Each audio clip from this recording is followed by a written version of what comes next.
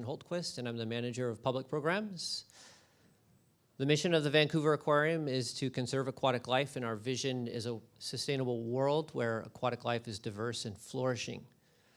Tonight we have a very special feature film that we're going to show. The film is called The Last Ocean, and it's about the Ross Sea in the Antarctic. We also have very special introductions this evening by our president, Dr. John Nightingale. I'd like to go ahead and welcome him to the podium.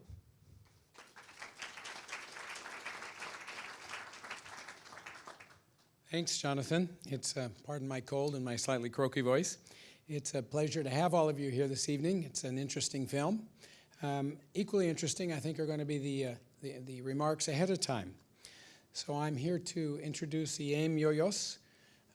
That is Member of Parliament Fin Donnelly's Squamish name given to him in 1997. So Fin represents Coquitlam, New West, Port Moody, and probably some other places I didn't name. But as a Member of Parliament, we're lucky to have someone who has a real interest in the aquatic environment and ocean environment. I think we from the West Coast think that's a plus to have those discussions going on in Ottawa, if sometimes not in government, then certainly across party lines. And I think Fin will talk a little bit about that. Fin, of course, is relatively well known, mostly, I won't comment on his political career, but he has swum the Fraser River twice, raising awareness around aquatic and living and land use and a lot of other issues generally tied to sustainability. So I am looking forward to hearing his comments, and without further ado, Fin Donnelly.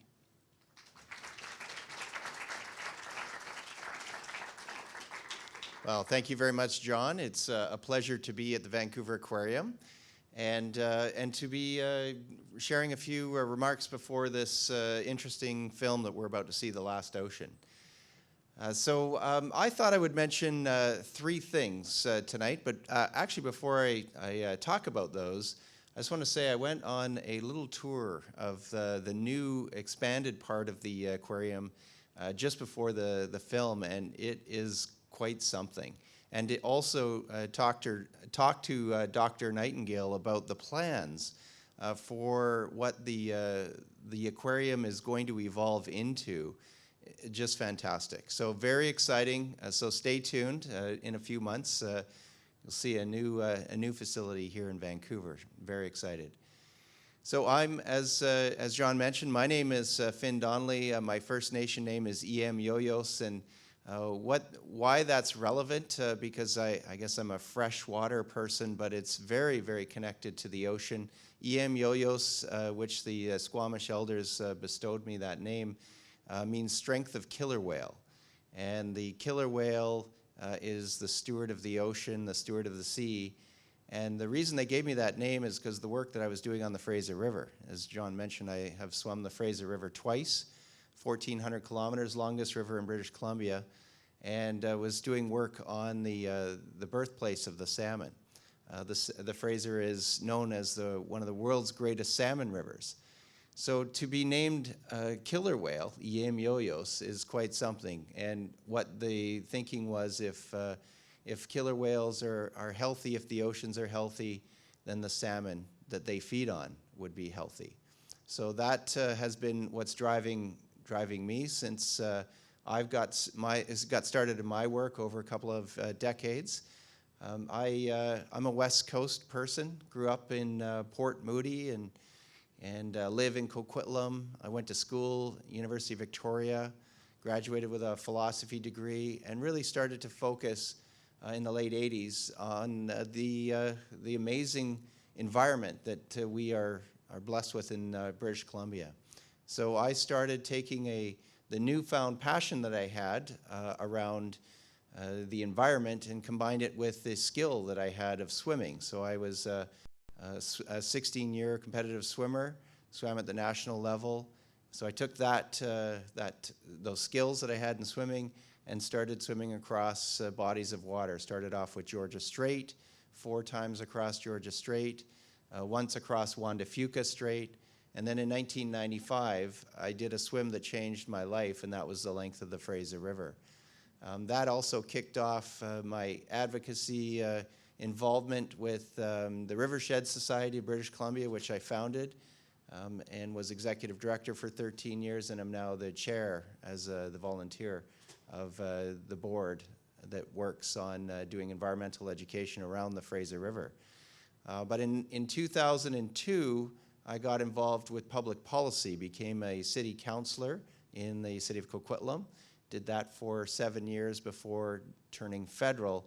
In 2009, became a member of Parliament for New West Coquitlam and Port Moody, and was right away named the Fisheries and Oceans Critic under Jack Layton, and started working for the NDP on issues around the fisheries and oceans. But one of the things that I noticed right away is there's a fair amount of attention on the fisheries, certainly on the coasts, but there wasn't as much attention on the oceans. At least I didn't think there was enough attention on the oceans. So over the years, I did some work. I introduced 8 private members' bills, one on the banning oil tankers off the north coast. We have a fairly controversial pipeline project that's going to cross northern British Columbia, or at least it's proposed to. A lot of opposition to that. I had one on introducing a bill to transition fish farms from open net to closed containment. But I wanted to, or let me back up. I read a report in late, I think it was 2010, that was a collection of the top scientists in the world, marine scientists, that sent a report to the United Nations on the state of the world's oceans. And it essentially, the bottom line was, it said our oceans are in trouble. And it really focused, and what I picked up on was it highlighted the top predators are in trouble. And in fact, one particular creature, sharks, were in dramatic decline. So depending on the research that you read, I was hearing that, and this was at the time, about 36 to 78 million sharks a year were being killed, mainly for their fins, and it was driving many populations way down. In fact, there's been further research that's come out subsequently that the estimates say that those are quite low, and it should be more adjusted higher to more like over 100 million sharks a year are being killed for their fins. So I introduced a private member's bill to ban the importation of shark fin to Canada, and worked on a campaign for over a year before it came to a vote in 2012.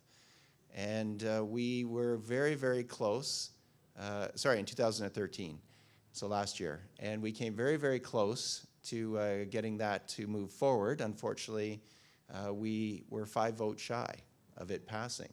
So it was 143 to 138. And I found that very unfortunate. I certainly talked to a lot of members of Parliament. They, when I talked to them, they all agreed. This is, they agreed that our oceans we need to work on and address these issues. We need to work on conserving top predators. And they even agreed the idea of banning shark fin imports. But when it came right down to it, unfortunately, not enough of them were willing to stand up. I did have 3 Conservative members join the opposition, but I needed 3 more in order to be successful. That's how close it came. However, that I felt we, through the bill and the campaign, we raised a lot of awareness in Canada and actually throughout the world. So I've continued on my efforts to work on oceans.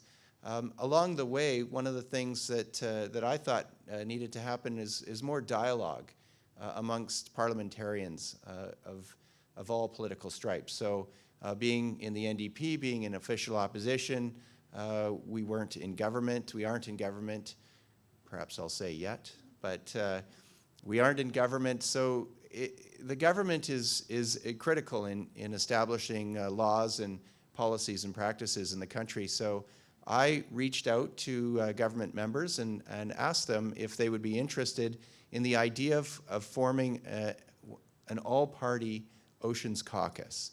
And the idea would be to focus on ocean issues that threaten the health of the ocean, of Canada's oceans. We are, after all, an ocean nation. We have the largest coastline in the world. We have a tremendous reliance on the oceans, where many coastal communities rely and depend on a healthy, functioning ocean and a thriving fishery and a coastal community. So there was some interest. So we had our first founding meeting over a year and a half ago, and we've had several very interesting presenters come, researchers come and talk to us about what's going on different coasts, whether it's the Pacific, the Atlantic, or the Arctic, coming in and talking about what particular issues are threatening the health of those oceans, but also to bring in what exciting information is being developed, what sort of research is going on both coasts. Certainly that's where we've started, is with the Pacific and the Atlantic coasts and the research institutes on both coasts. And it's been a very, very interesting exchange of ideas. We've had members learning quite a bit, and that's what I think is really important, because if you learn about the issues, you understand the issues, I think it's much easier to accomplish goals, whether it's through public policy or otherwise. And that is really the main function of Parliament, is to pass legislation or laws that govern the way we operate in the country. So I could probably talk a lot about the Oceans Caucus or even some of my other bills, but one thing that I want to mention, and I'm going to finish on this so that I can leave some time and hopefully we'll have some questions, that was a really interesting initiative that started a couple of years ago with a group of groups that came together, a group of organizations that have been working on trying to draw attention to ocean issues and a sustainable seafood or sustainable fishery that we want to evolve to or get to or encourage and support in Canada. And so the idea of a National Sustainable Seafood Day was presented.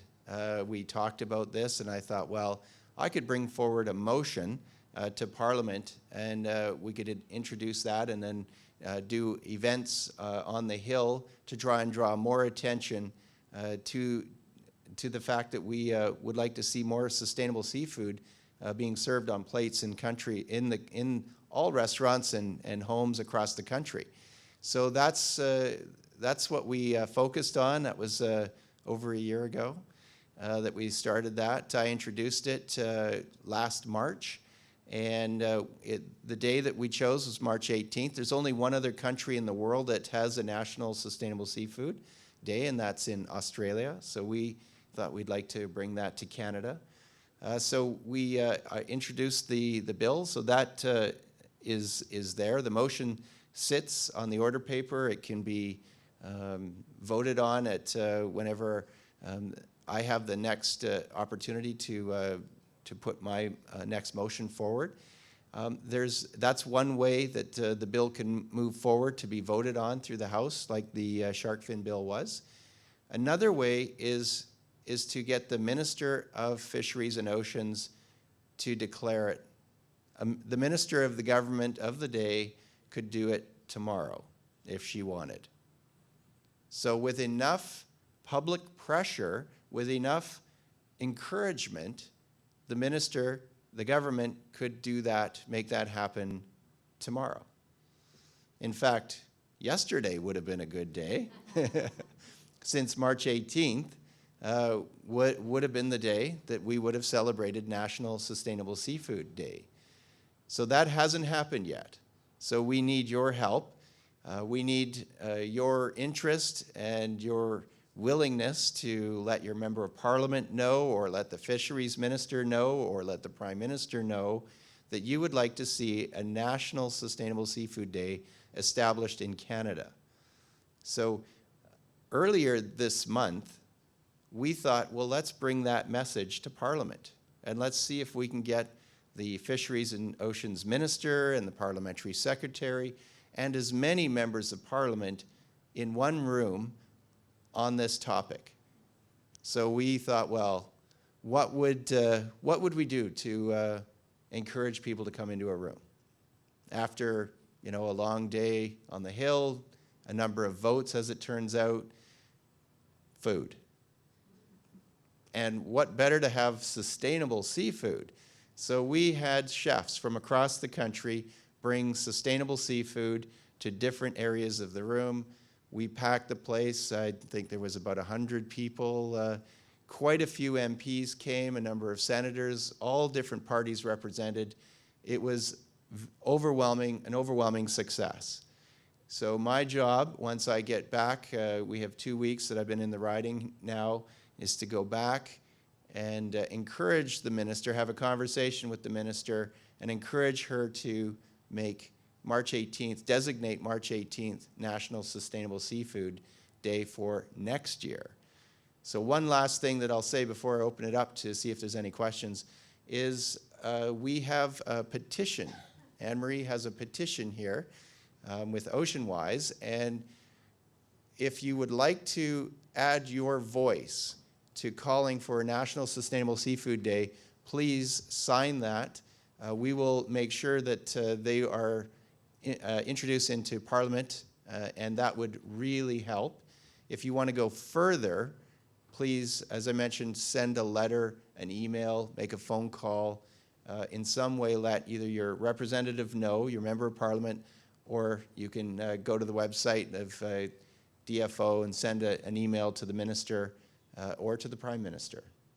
So that's, those are some ways that certainly I've gone from growing up on the West Coast to getting active and swimming for the environment to getting involved in public policy and proposing legislation to working with other members of Parliament on issues that I'm certainly passionate about, like oceans and the connection with our freshwater, our river systems.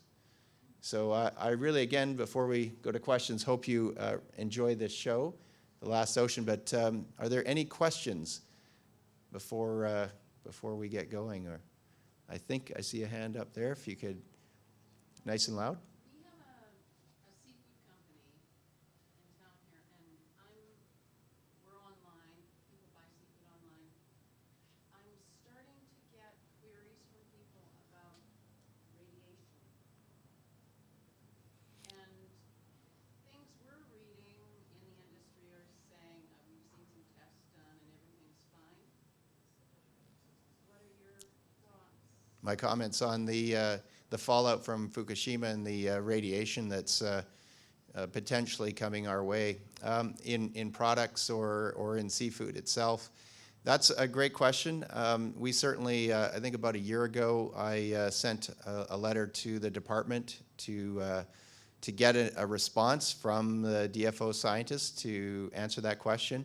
They've come back to me officially and to say that from their monitoring, they do not detect a harmful level of radiation in seafood products that are being served in this country.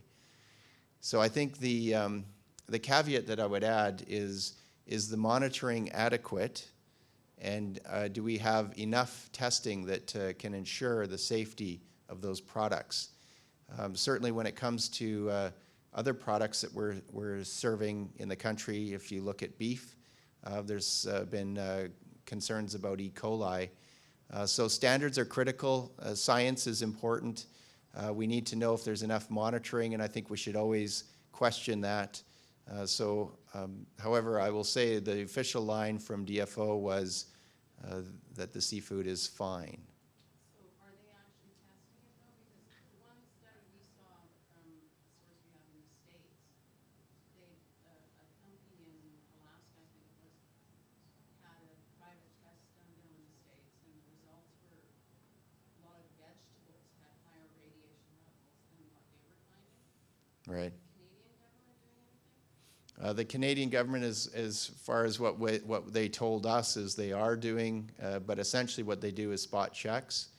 So, and to, you always, I know from when I did my swim down the Fraser, you have to know what you're testing.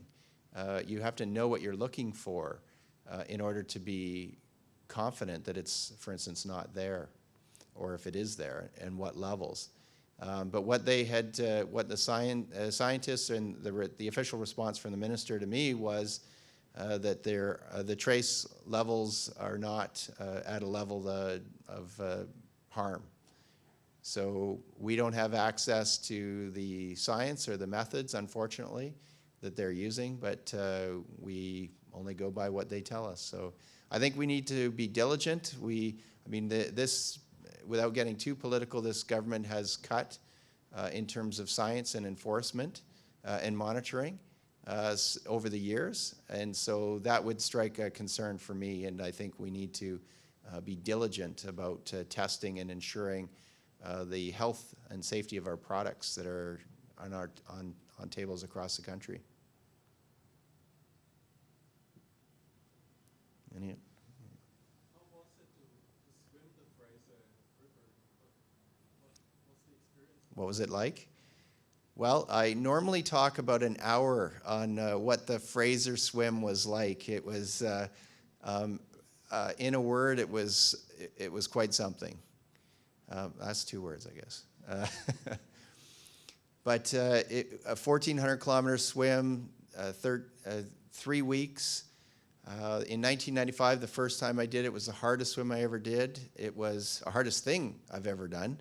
The first day, going from Tijon up in the Rocky Mountains, so right on the border of BC, Alberta, Tijon to Dunster, little communities, 8.5 hours in about 6 to 8 degree water, glacial runoff. It was so cold, even though I had a full wetsuit on.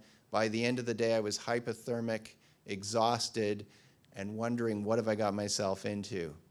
But certainly it was, I managed to get through the next day, and then the third day, which was the critical day, I figured I could get to Prince George. And you know, doing that swim, it really did change my life, and it just showed, I had no idea whether I could do it, but I also didn't know if I couldn't do it, to use a double negative.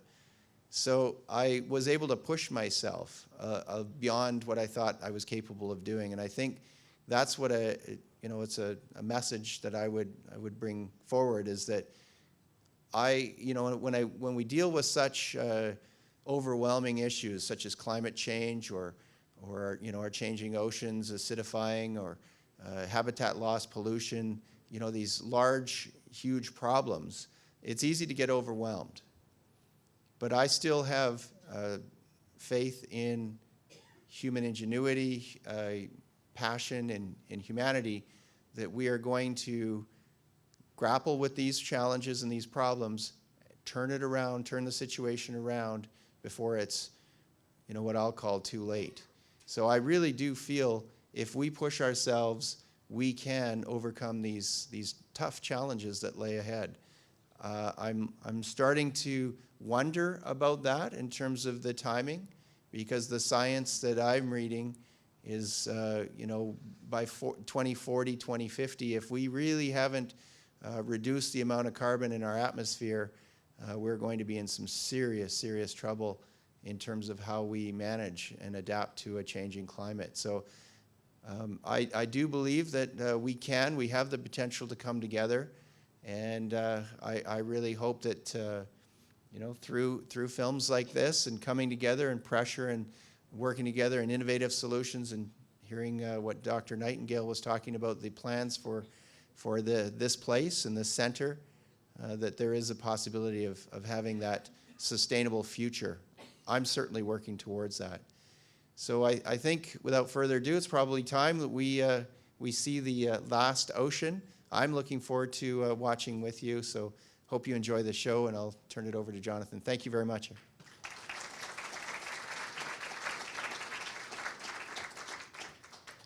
Thank you very much, Minister, for those encouraging words and keeping us going and keeping hope that we can still make a difference.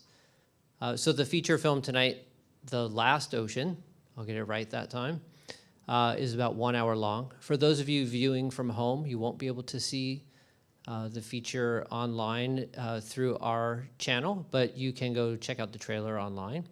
And we do have some events coming up after this one, and some of them are on sustainable seafood, so you can check out our website at Vanaqua Experience Events. So thank you very much, and enjoy the movie.